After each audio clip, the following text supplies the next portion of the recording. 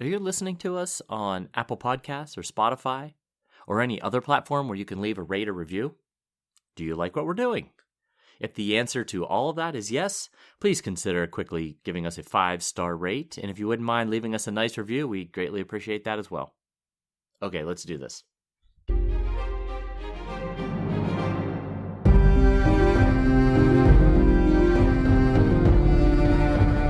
Hello, welcome to the Ghosts of Harrenhal. My name's Simon. And I'm Mackelly. Thank you for joining us for episode 285 of our chapter-by-chapter book review of A Song of Ice and Fire by George Martin. Today we'll be discussing chapter 13 of A Dance with Dragons, that's Bran 2. And as always, we're going to chat about the chapter and try not to spoil any future plot points for you, unless of course you have a Buy Me a Coffee Sustainer tier that includes spoilers, then we are going to spoil things for you. Regardless, hopefully we'll provide you some entertainment along the way. We'll summarise what happened, discuss our thoughts on it, provide some useful background, compare it to the television show, indulge a little pedantry, and cover some relevant news and listener correspondence. Be sure to check out the show notes. They'll provide some additional information about the characters and geography of this chapter. How are you, Mackelly? I'm doing well. It was good to see you today in person. Oh, I saw you today. Yes, that was quite strange. The funny thing is that I feel that sense of when you're in a group of people who I haven't seen for a long time. And because I see you all the time, virtually, I don't think of it being exciting to see you. And I'm sorry for that. I do apologize. It's all good. Hey, we don't get to see each other in person like we used to. We used to see each other in person every day. But that is true. And I've got to recognize the difference between reality and virtual reality. I get it. I was sitting under the pavilion in the shade, enjoying a lunch, and I was watching you over in the soccer field, running around, getting all hot and sweaty and exhausted, and so we spent our lunches differently, but then you came over. Yeah. I didn't think I got hot and sweaty until I got back in my car after work with Carson. And then I realized, I got pretty sweaty. And my team won 1-0. It's very all right. And playing defense, I like a 1-0 win, Now, you were pretty far distance away, and you guys don't have jerseys on or names on the back of your shirts or anything, but I could tell it was you, even if you were just like a speck in the distance. I could just... How so? Could just...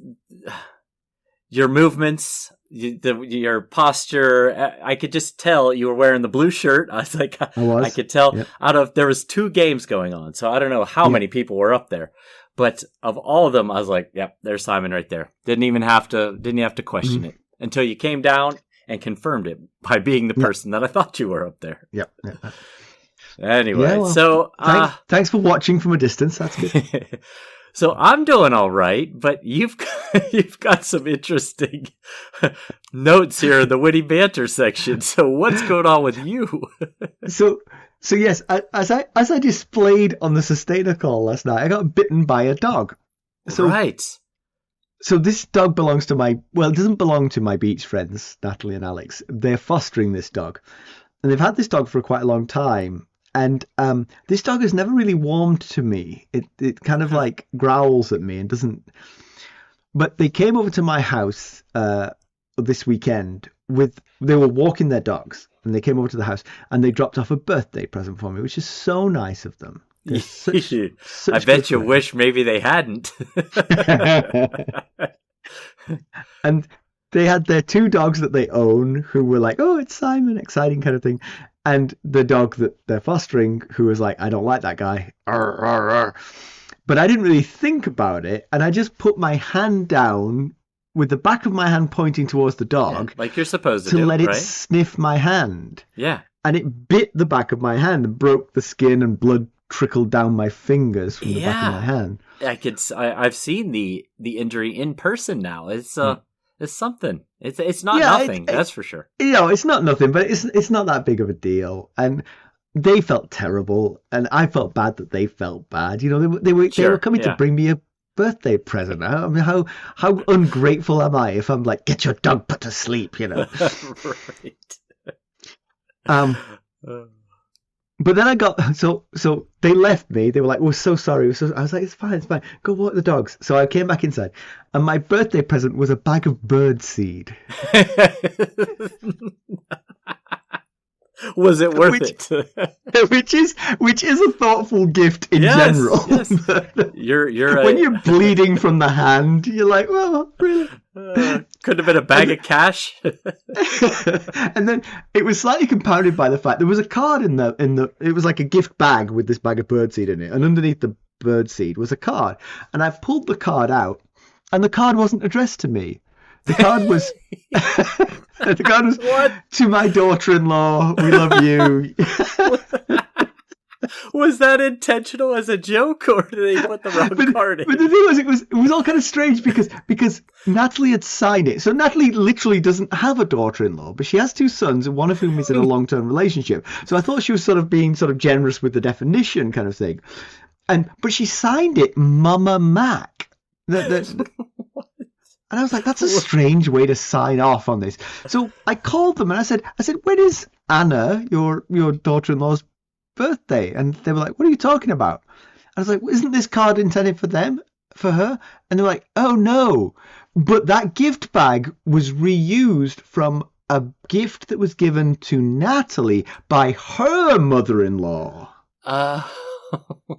And then I looked, and the envelope actually said Natalie on the front of it. So I was opening Natalie's birthday card from her own mother-in-law. And she said, oh, I never realized that was in there. Was there money? Well, and you're like, nope. Never... I said, if she tells you there were $50 in there, she's lying. Well, that might be at least getting closer to calling it even.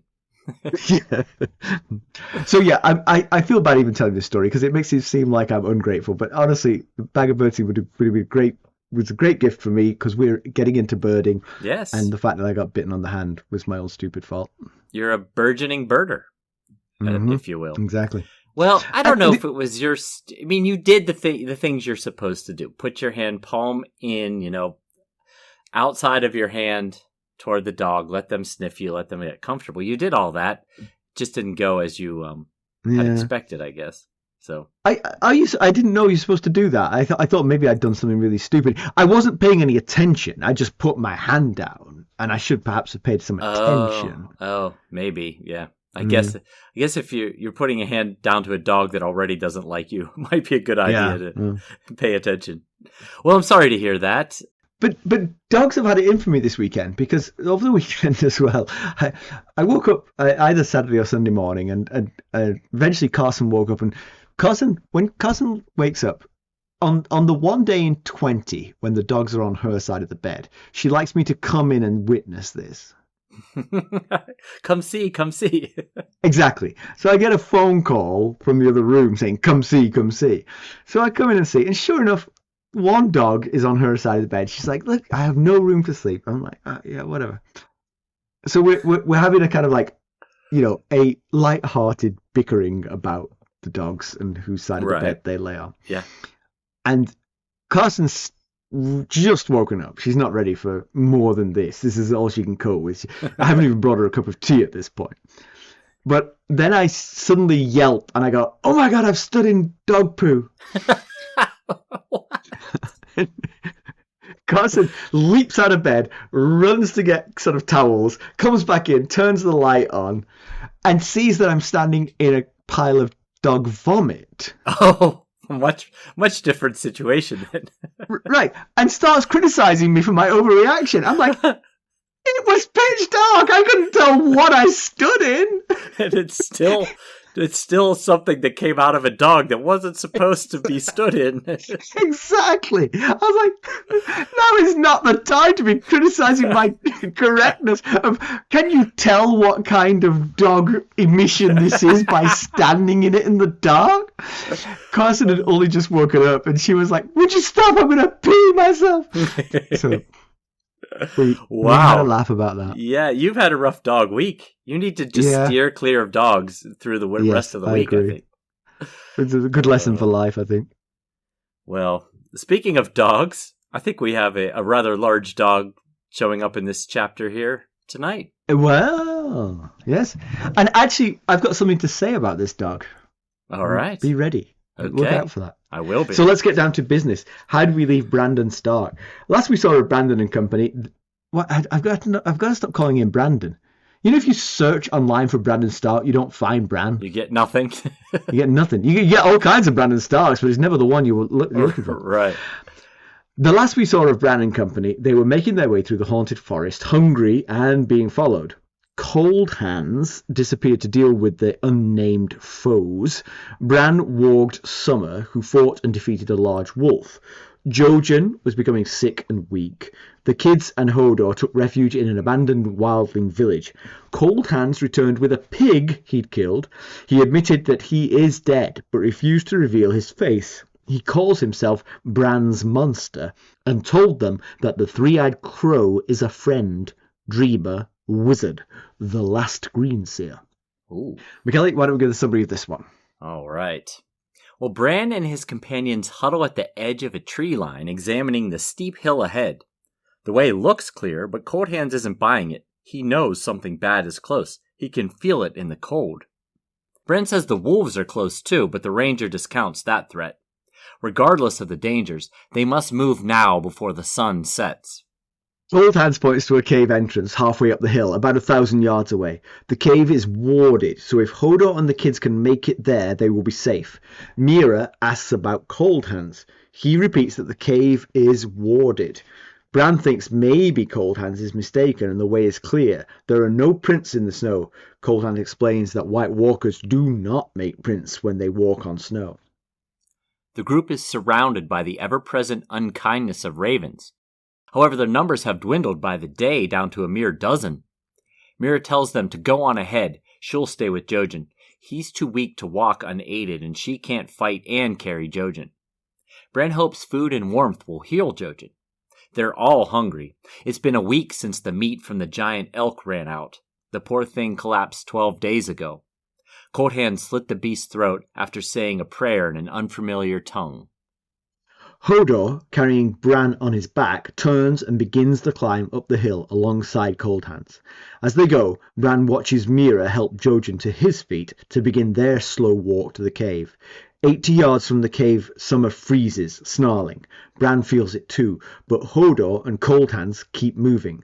60 yards out, Bran spots a fire in the cave. However, before he can say something, Hodor screams and falls, rolling and thrashing on the ground, crushing Bran underneath him. Something has a hold of Hodor's leg. In a heartbeat, the rest of the Wight explodes from under the snow.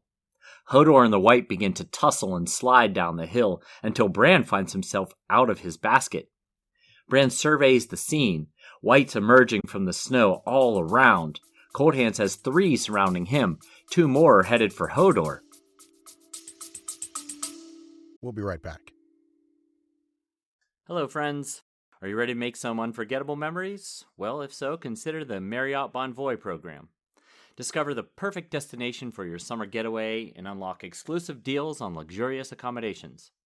With our affiliate partnership, you'll enjoy unbeatable savings and a seamless booking experience. Don't let summer slip away. Visit Marriott Bonvoy today and make this vacation season one for the books. Use our Ghosts of Harrenhal affiliate page to check it all out and buy Bonvoy points or give some as a gift. The link to our page is in the show notes.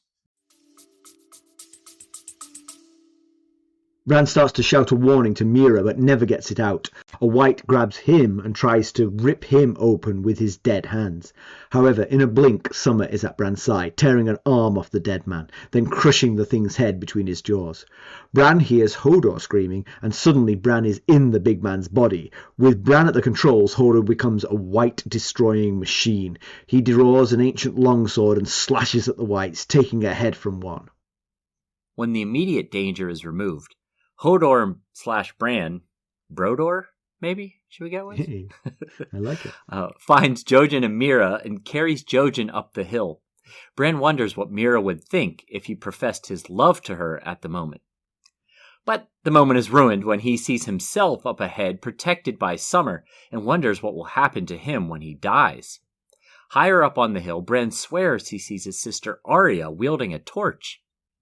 Bran awakes inside the cave with all his companions around him, save Coldhands. Meera explains that the Arya girl saved them by burning the Wights.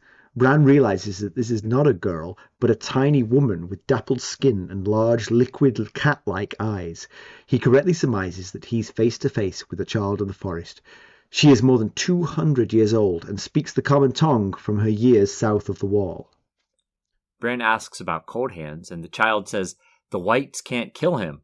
They did that long ago. But they must move deeper into the cave now. The green seer awaits Bran. The way is narrow and twisting, with weirwood roots running throughout the tunnels. From time to time he sees other cat-like eyes peering out from the darkness. After a long trek, they stop at a natural bridge. Bran turns around and takes the sight of a skeletal man in rotted clothing. He sits among the roots of a weirwood. The roots ran around and through him. Red leaves and mushrooms sprout from his head. Bran asks if he is the three-eyed crow. The man says yes. He has been many things, but once he was a crow. Bran realizes that the tattered rags he wears were once black.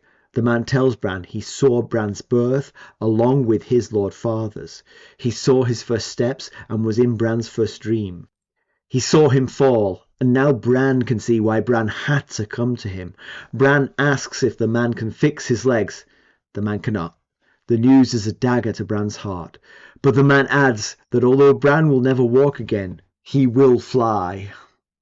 Okay. Wow. All right. Children of the Forest.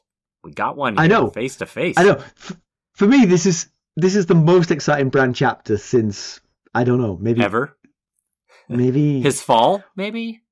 Maybe since his fall, yeah. I mean, when was he attacked by the cat spore? That was a Catelyn chapter, I'm pretty sure. That was a cat chapter, yeah. Yeah. Maybe the chapter when he was dreaming of falling and then flew and woke up.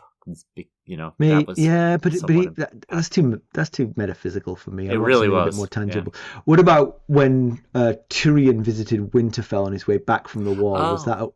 Was that a Tyrion? I think that was a Bran chapter. I think you're right. Okay. I think it was a Bran chapter. Yeah. But yeah, this is great. This is what Bran's story needs to be. This, yes. He's met Children of the Forest. He's met the Three-Eyed Crow. Now something can happen to Bran that isn't just the story of a sad crippled boy, you know. Right. Now he can start his Jedi training. Exactly. That's kind of what it feels like. I mean, I know you're joking, but that is exactly what it feels like. Right. Yeah. He's finally met up with Master Yoda and can now begin to become the Jedi that he is destined to be. Yeah. But so they've made it to the cave of the Three-Eyed Crow / Green Seer. But where are they? So, where are they physically located? And the location is not given in the existing A Song of Ice and Fire books. But the book, The Lands of Ice and Fire, does give a vague area. It says that they are located somewhere southwest of a river called Antler River and east of the Fist of the First Men. So the Fist is obviously north and slightly west of the Shadow Tower. So just going off of that data point, the entire length of the wall is basically up for grabs as a possibility. Right. So when you add in the Antler River data point, you get a little smaller area to consider. The Antler River is about twice as far away from the wall as Craster's is. And the river extends inland a decent bit. So if it's southwest from which sea? From the Shivering Sea on the east coast. It spills out into the east coast. Yeah. But it extends westward, inward.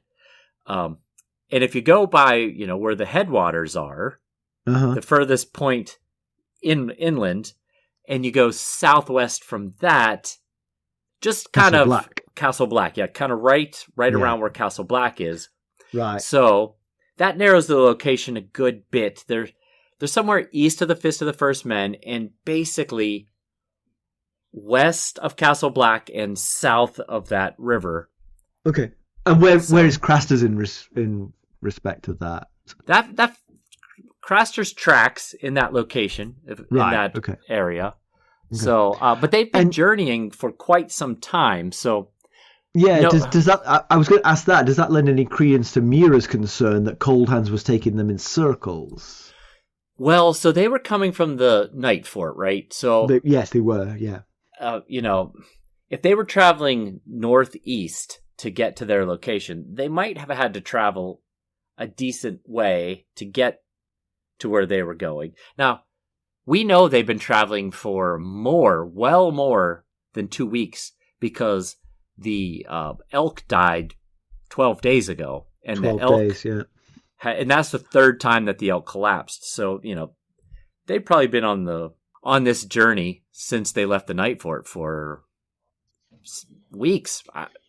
So what do you think? Do you think that's just because of Hodor's slow pace and Jojen's adding to the slow pace, or do you think it's because Coldhands was leading them a merry dance?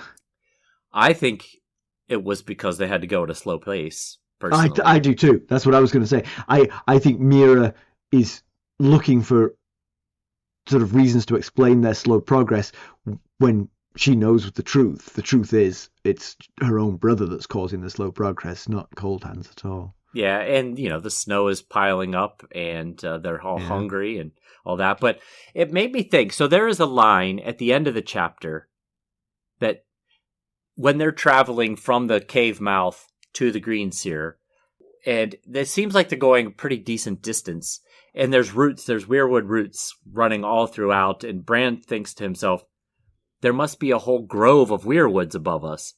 And it probably doesn't work out because they weren't traveling that long, but we don't know how far north of the wall they were. Right.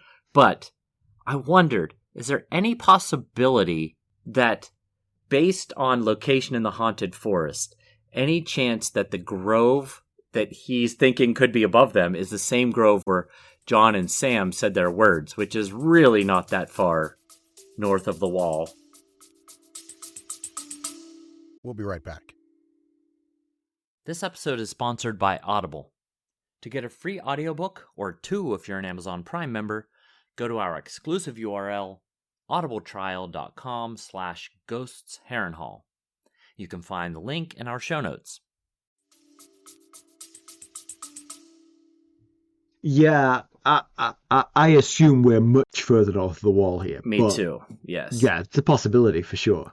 But it does also feel like the further north you go, the older and more ancient the weirwood copses might become. And that's what I'm thinking we're getting to here. Yeah, I'm sure there's more than one grove of weirwood trees north of the wall. There's probably many, but I just wondered if that was a possibility. They did. Now, maybe they needed to get not far north of Castle Black, but because that was a war-torn area with a lot of people and too populous and dangerous for them to just go directly to it, maybe they had to take a very circuitous route to get there, coming from the Night Fort, which could cause them to take a long time. I don't know.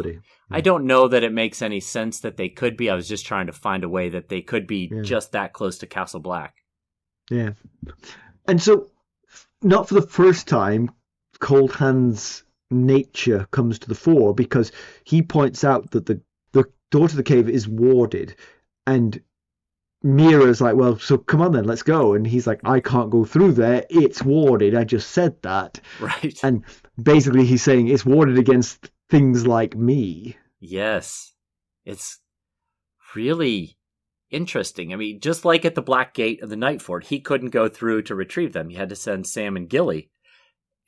He's dead and reanimated, but somehow different from the Wights and the others.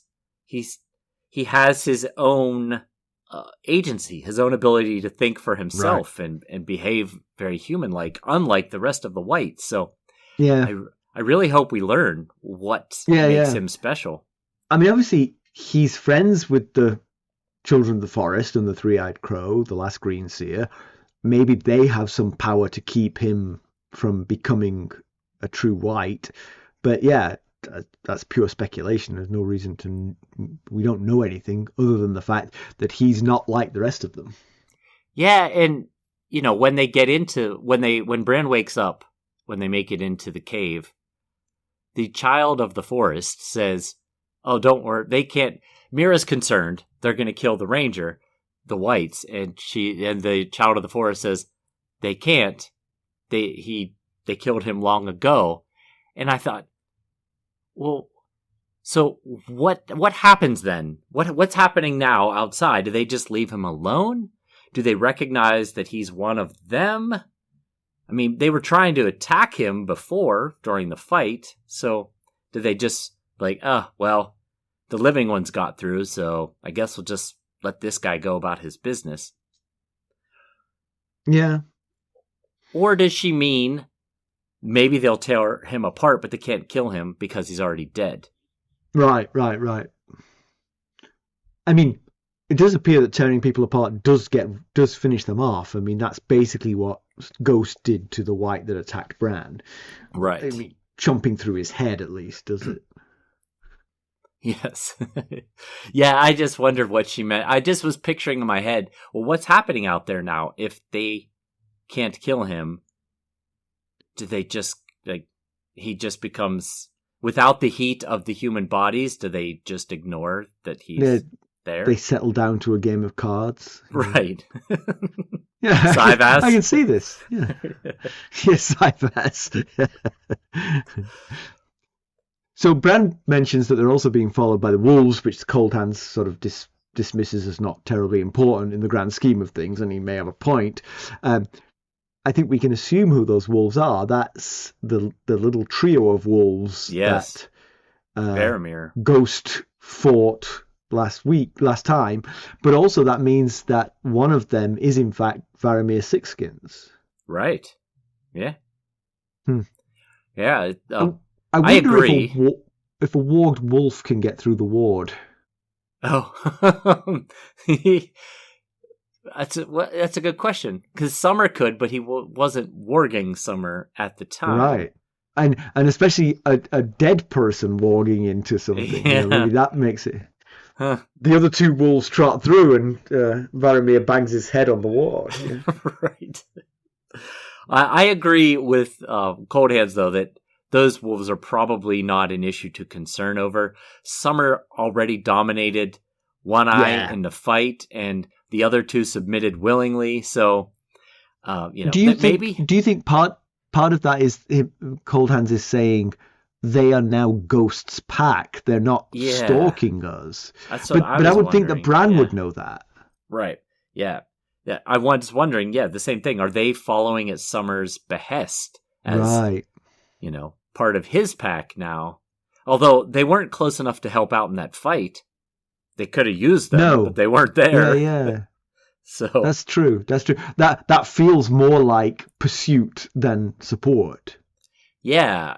I wonder if Summer had given some sort of howl of, like a call to the wild, if they would have come running to their defense or what. I don't know. I like that you use the collective noun for ravens, but there's an alternative. You called them an unkindness of ravens, which is beautiful. But it can also be a conspiracy or a treachery. A conspiracy? Did we I feel like we've discussed this before. We may have done. My memory is not the best. Because I feel like I remember you saying this. A conspiracy or a treachery of ravens. I like how there's a murder of crows. Unkindness, conspiracy, treachery is pretty cool stuff.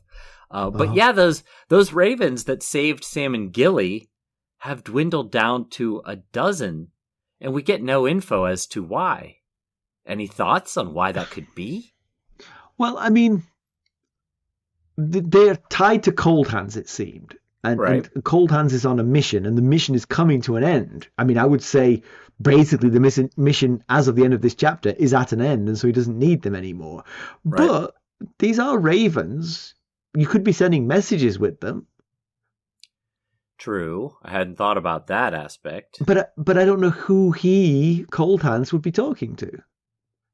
I mean, it feels like... Yeah. Yeah, this is a bubble of humanity north of the wall. Right. So yeah, I got nothing. I was wondering if they were dying out from the cold or somehow being killed by the others. The cold would be a problem, but you got to imagine ravens that live up here are used to the cold to a certain extent and know how to survive it. There's ravens in the cave and flying in and out of the cave. I wonder if maybe many of them had flown back to the cave out of hunger or whatever. Or is it that? Yes, exactly. That further away from the weirwood grove that they've been heading towards, he needed more ravens for support. And as he got closer, more and more of them went home to roost. Right. Could be. Yeah. Yeah, I don't know. Maybe we'll find out. Maybe we won't. But we didn't get any info in this chapter as to why. Just the fact that it was happening. Yeah, the elk that Coldhands rode had to be butchered for meat, and we didn't mention it in the summary, but Bran cried for the elk and determined he would not eat his friend. But then he did, both as himself and then again as Ghost, so he ate him twice. It's one thing to say you're not going to do something. It's another thing when you're starving and there's meat available. Yeah, I get it. Yeah. I get it, though. I get the feeling. I feel like I would have been in the same mindset. For sure. Yeah. I mean, you know me. I don't eat meat, but in that situation, I would have eaten that elk. I would have felt terrible about it. But I would have made sure I ate it all too, to give, at least if I'm going to eat my friend, I'm going to give myself the best chance of survival here, Yes, right. Yeah, absolutely. Yeah. And speaking of the elk feeding them for a week, Jojen he was not doing well in Bran 1 of this book, and he's struggling worse than he was back then. Surely cold and hunger is taking its toll, but to me, it feels like there's something more going on here because all the rest are dealing with the same issues and everybody deals with things differently. Everyone's bodies are different, but it just feels like there's something more going on. Yeah, he's a thinker, not a fighter, but I mean, he grew up in the neck, Right. He's tough. I mean, maybe it's malaria sort of like coming back to haunt him or something. but yeah, you're right. He is clearly dying, basically, from what's going on, and the rest of them are just cold and miserable. Yes, with a risk of death hanging over them, but it's not literally killing them at the moment. If you could get them out of the cold, they would survive. I'm not sure that's true of Jojen. Yeah, I hope that's the case. Bran and Meera both state that they think it's just, when they get to the cave and he can eat and be warm, he will recover. Certainly, if you can get him warm and feed him, he's got a better chance. But at the same time, they weren't going to die if they didn't get that. And he looked likely to die if he didn't get that. And he seems to be getting weaker ever since crossing under the wall, which is, again, it's a more challenging environment north of the wall. So I guess it could be tied to that. But, the elk fed them for 7 days. You wonder, you'd think that maybe that would have helped him recuperate some. Yeah. But then on top of that, it's been 5 days since the food ran out. So, that's a long time to go without food, especially when you're small and already weak like he is. Yeah. So the fighting breaks out and the Wights are lying in wait under the snow and they spring out from beneath the snow. That's pretty terrifying, and it was done well in the TV show. Actually, it was they kept that same idea in the TV show. Okay, and cool. it looked a bit remember. Like. Do you remember the? Well, when I say you remember, you will not remember because you're too young. But the Harryhausen movies from the 70s, like Sinbad and the Eye of the Tiger. Oh yeah, movies like that with the stop motion skeletons kind of thing. Yes, I had older siblings. I watched very age inappropriate stuff. yeah, it looked a little bit like that, but it was exciting in the TV show as well. But yes, pretty terrifying to have things from beneath the snow reach up and grab your ankles as you're trying to run away. Yeah. Oddly, it was Coldhands that blundered into it. Bran and Summer both sensed their presence and I noticed that too. And it's strange because at the start of the chapter, he's the one who's most concerned. Yes, even though nothing can be seen, he feels that there's something up there. Yeah. But it also made me think that... But perhaps his radar is just sort of very general. There's trouble. There's something somewhere in this area. Whereas Ghost and Bran are like 5 feet in front of me, I'll see it coming. Yeah. But the fact that they were hiding under the snow makes it feel like there's some type of intelligent control over them. I don't think it's from their own minds. It likely is coming from the others that are controlling their actions, but no others appear in this fight. True. Yeah. So, but something caused them to think, let's get under the snow and wait and hide until they're right on us, and then we'll spring our trap. Yeah, but if this approach is to the three-eyed crow, and the three-eyed crow is an enemy of the White Walkers, the others, the Whites, right, then they might have lain there for centuries waiting for this moment.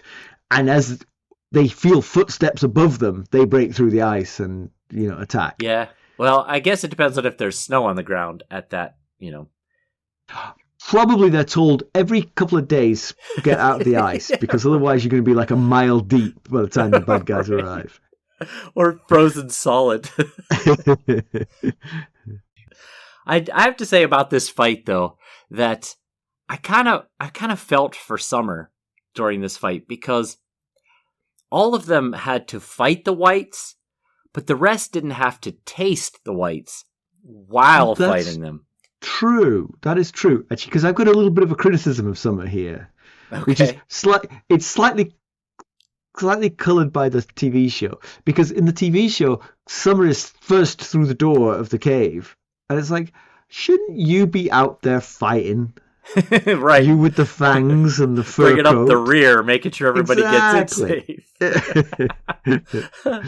but I felt like, just generally in the chapter, I felt like Summer should have been doing just a little bit more. He definitely helps, and you're right, he does have the nasty additional thing of having to taste what he's fighting. Yeah. Bran's occupation of Hodor is pretty startling, because Hodor moves from being a shambling giant to a white destruction machine. I mean, he draws the sword and starts killing them left and right. Yeah, Bran once thought to himself, I'm pretty sure about this, I didn't fact check myself, but I'm pretty sure that he once upon a time thought about him, that if he was able to combine his mind with Hodor's body, that they would be an unstoppable knight.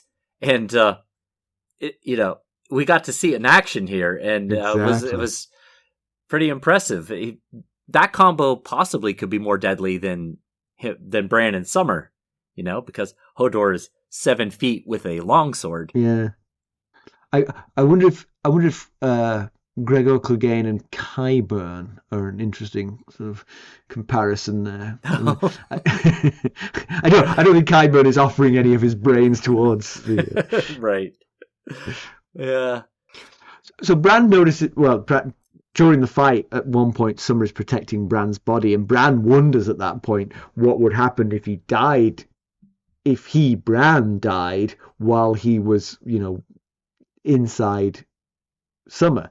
Well, we can tell him. In fact, if he just goes down the road a couple of miles, Varamir's Sixskins is living proof. Yes. Oral's spirit lived in the eagle until Varamir took over the eagle, and we watched as Varamir died, and his soul basically went hunting, went on a search to find his wolves, and he chose One Eye. So, Bran's thinking, would I remain in Hodor? Would I go into Summer, or would I just disappear? And I think the answer is either option A or B, depending on his choice, it seems. Yeah. In the middle of all the fighting, Bran fantasizes about telling Meera that he loves her. Yeah, that is a strange line. Yeah. That line comes out of nowhere. It does. And is left behind. It disappears. To the point where I was like, did I really read that? Right. Did it really mean Bran expressing his love for Meera? Or was he just thinking to himself, wouldn't it be strange if I said that at this point? Yeah, well, yes, it would. It would be also strange if you said it, George Martin, to be fair. Yeah, I was thinking, at the moment, Bran is warging Hodor. So confessing his love at that moment would be kind of safe, because she wouldn't have a clue what he's saying. Bran would say, if he just said Hodor. He'd say Hodor, Hodor, Hodor. And Meera would think, okay, thanks for that useful information. Yeah, but it was probably best that he didn't anyway, because it really wasn't the time for such things. I mean, as you and I have also been, teenage boys, timing that kind of thing is probably not a skill. No, you're right. Yeah. The most inappropriate time seems like the most likely time. Yeah. It's understandable if he has become smitten with Meera. She's older, she's cool and smart and very capable. So, what's not to like about her, really? Yeah. And pretty much from this point on, she's the only person who's going to keep him alive. So, yeah, I would fall in love with her just for that reason. Now, he probably doesn't know it or realize it, but he is the king in the north. So, if it ever comes to pass that he makes it back to Winterfell and becomes the king in the north, he will probably need to marry for something other than love, Well, probably. But, I mean, the Reeds are an important northern family. But I think that they're a loyal northern family. You don't need to cement that loyalty with a marriage. Right. Yeah. Yes. Yeah. So we meet, I mean, honestly, they were all going to get killed, but for meeting this child of the forest who basically sets the Wights on fire. That is an exciting moment. We've heard of children of the forest, but we've never met one before, as far as I can remember. A real live child of the forest. And cool. That's the other thing. We believed them extinct. I mean, they were practically mythological, right? Right. Yeah.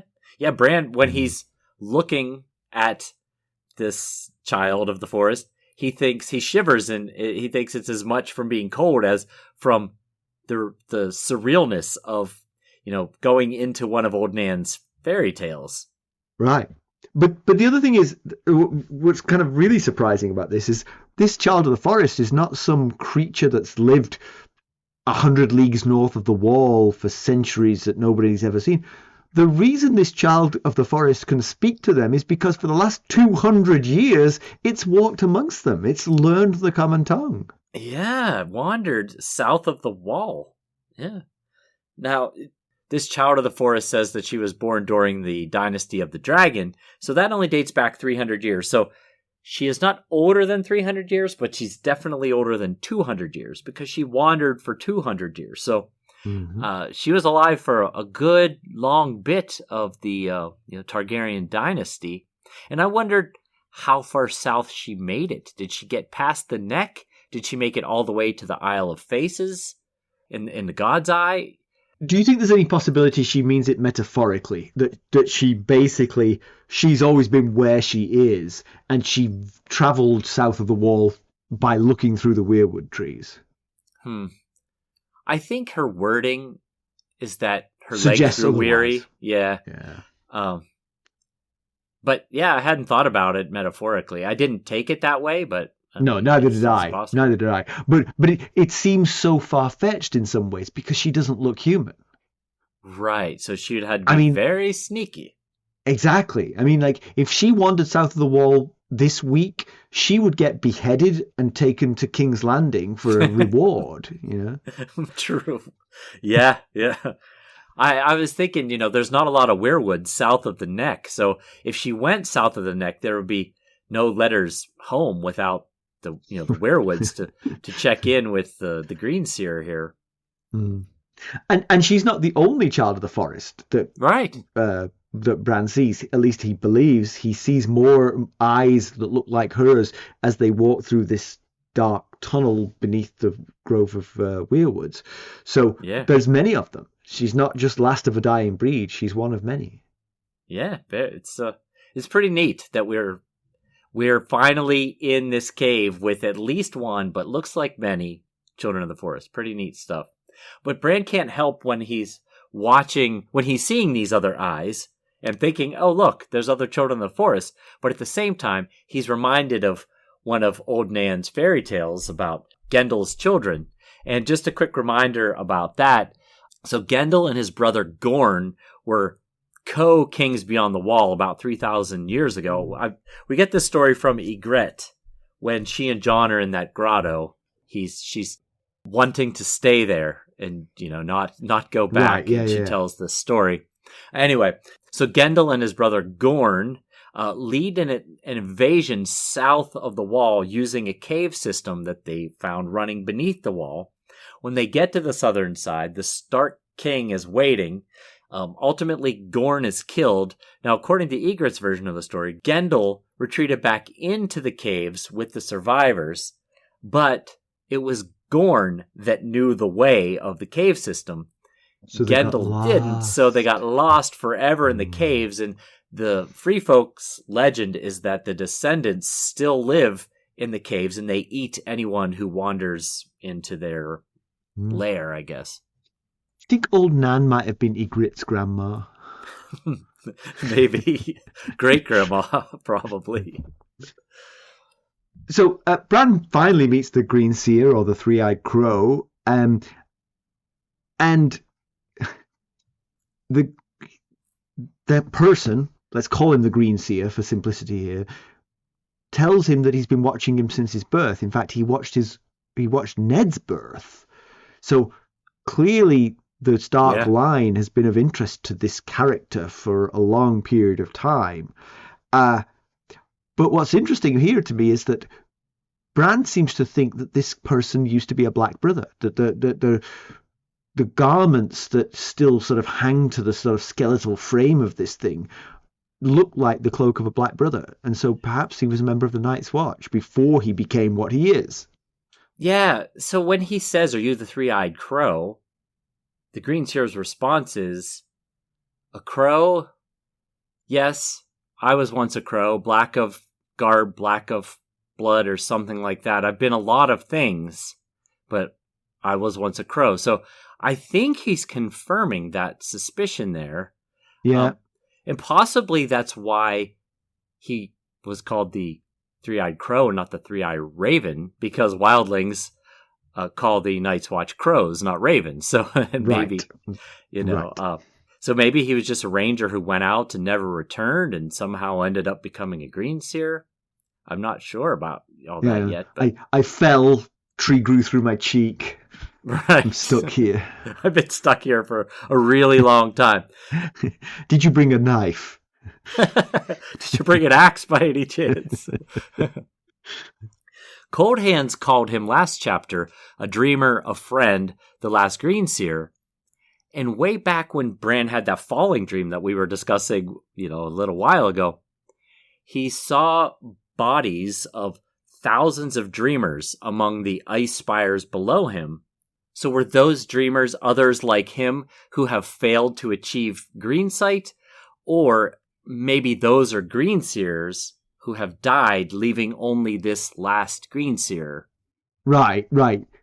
Yes, I thought the latter of those two things, that they were his ancestors as the Green Seer, or like you said, were other Green Seers that used to be his contemporaries, leaving him alone. Yes, that could be. But up into that line, when Coldhand delivers it, I just assumed those other dreamers were dreaming like Bran, and so they were like Bran. But Coldhand calls him a dreamer, so then it kind of flipped it on its head. So interesting, yeah. Huh. So we don't get a lot from the Green Seer yet, but the fact that he's known Bran since birth, and that he knew Ned since birth, and clearly has far sight, does open the opportunities for him to know things that otherwise couldn't be known. Secrets that have gone to the grave of other people could still come to light. Oh, yes. I'm not meaning anything in particular. Stop assuming you know what I'm talking about. I don't know what I'm talking about. But yeah, it does open. Yeah, it opens possibilities to reveal secrets that have thought were lost. Right, exactly. I mean, the obvious one, of course, is Jon Snow's parentage. When Ned got his head cut off, one of the biggest tragedies was we'll never know who Jon Snow's mother is. Right. But he's been watching. This Green Seer has been watching for a long time. We hope one day Howland Reed might tell us, because he might know as well. But we do know that this is another person who might have information that could lead us to that. Yeah. And what I took away from it is that his interaction with Bran didn't start with Bran's fall from Jaime's push. Right. And that possibly it was the fact that Bran was in a coma for an extended period of time that gave the Three-Eyed Crow time to interact with Bran, and kind of increase their connection. Bond. Yeah. Yes, their bond. It's a very good point. It's a very good point because you're absolutely right. It feels like Bran's narrative arc began with the fall. That's why he's ended up coming north of the wall. But you're absolutely right. From what the Green Seer is saying, this was always going to happen. Luckily, we had Hodor because we weren't banking on you not being able to do this yourself, Right. Yeah, He said, I was with you. I saw your birth. I was part of your first dream. I saw you fall. So he's been with him the whole time. Yeah, but actually, I wonder if there's another interpretation there along the same lines for sure. But another interpretation, which is that he's been following the start line, waiting for something to happen to somebody that would make them the right candidate for this. And the fall and the coma and the time to build that bond was exactly this, Yeah, I get what you're saying. Yeah, because I wondered about the whole I saw your father Ned birth. I thought, did Ned show some promise as well? Right. Or does this Green Seer watch all the castles that have weirwoods as heart trees, Yeah. And so the Green Seer, all he really tells Bran in this chapter is that he can't fix his legs, but that he will fly. Again, Bran's already had this dream. We're not quite sure what it means. Hopefully it's good. Yeah, it was hard. That was pretty heartbreaking because a large part of the reason that Bran wanted to make this journey in the first place was because he thought the Green Seer would fix his legs, and that realization that he's never going to walk again, straight from the mouth of the Green Seer, has to have been a pretty major blow to Bran. The chapter ended right then, so we didn't get to see, the fallout from it. Once again, you're a nicer person than me because I'd completely forgotten that. In my mind, the Green Seer was never going to be able to fix his legs. I'd already discounted it. But this is a 10-year-old boy who wants to live a normal life. Of course, that's what he was pinning his hopes on. Yeah. Sorry. It was a very big part of the reason that he agreed to do it. I apologize to our listeners, humanity, and Bran Stark. I think you've covered everyone. So, the Three-Eyed Crow, the Green Seer, has a birthmark, which I think is potentially a spoiler.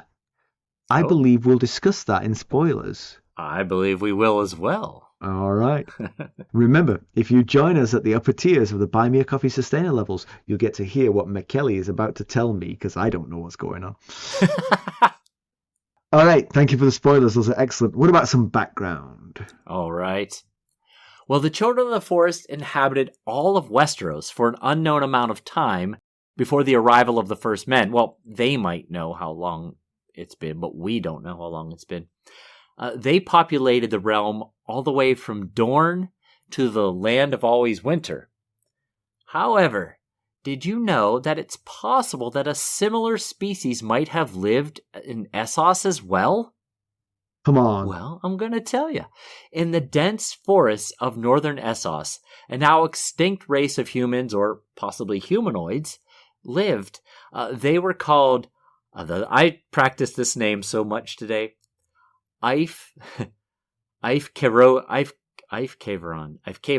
They were called Eifkeveron, which is Dothraki for those who walk in the woods. The Eifkeveron were said to be small, sly, and gentle. Does that sound familiar? Yeah.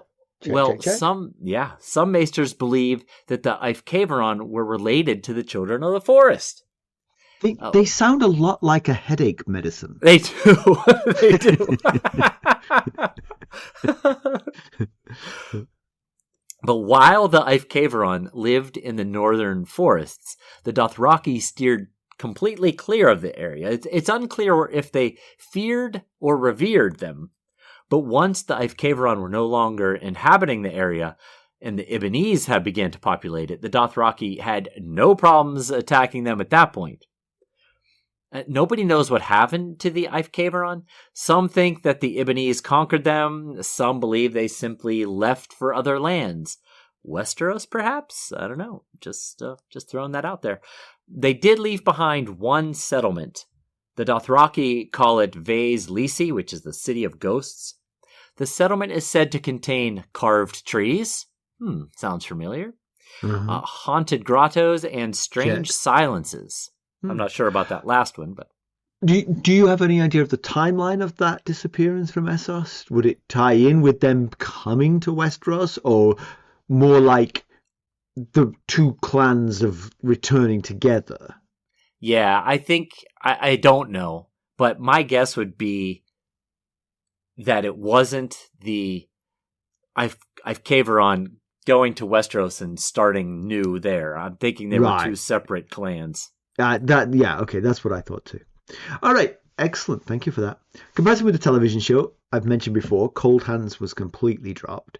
Bran and company have several additional adventures north of the Wall, including a run-in with Mormont's murderers at Craster's Keep. It's during their escape from there that Bran walks into Hodor and turns into a 7-foot killing machine. Yes, okay.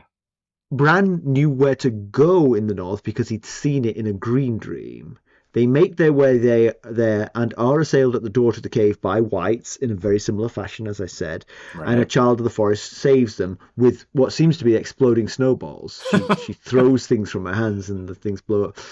Summer is cravenly first through the warded door. And Jojen dies outside. Jojen dies. Oh, that's right. Yeah. And the child hurls a snowball to prevent him from being turned into a wight. Meera only just makes it. Then they meet the Three-Eyed Crow, and he claims he's been watching all three of them. Doesn't mention Ned, but mentions all three of them. Bran, Jojen, and Meera, since they were children. Jojen knew what was coming, but came anyway, so that Bran could regain what was lost. So it's sort of like in Jojen's hands that this journey is put. And again, not his ability to walk, but his ability to fly.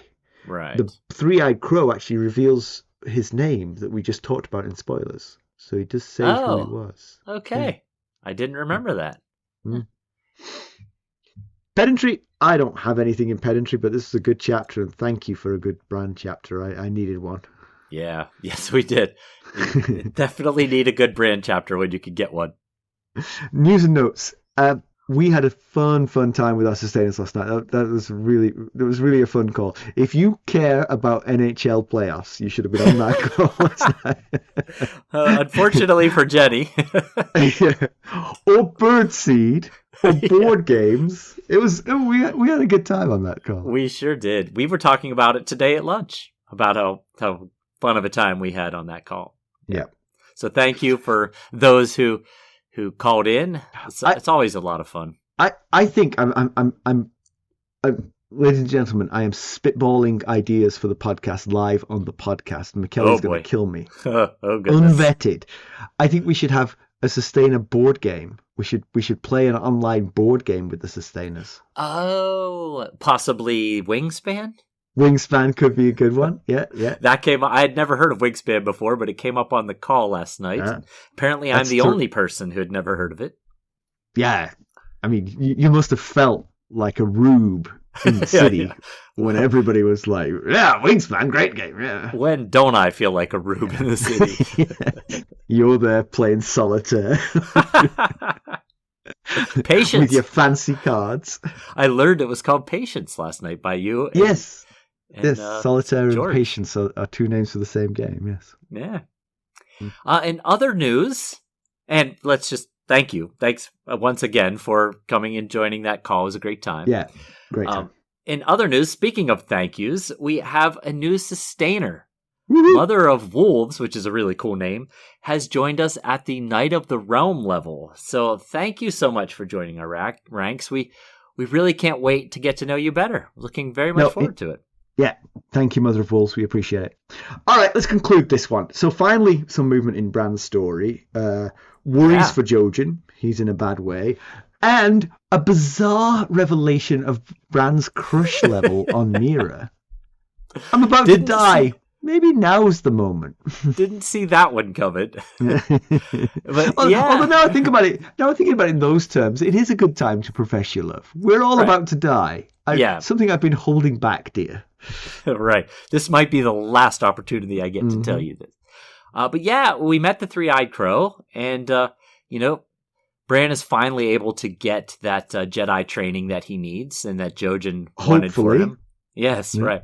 And, again, hopefully that some warmth and food will revive Jojen. And, he seems to know when and how he dies. I hope it's still far off.